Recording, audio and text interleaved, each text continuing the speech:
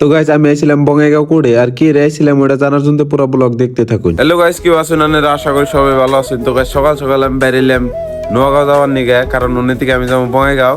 আর আজকে কইল মানে বৃষ্টি বৃষ্টি ভাব, মানে বৃষ্টি পড়তে আছে অল্প অল্প, মানে গুড়ানি বৃষ্টি, কিন্তু অত দিশা বান গেতাছে না।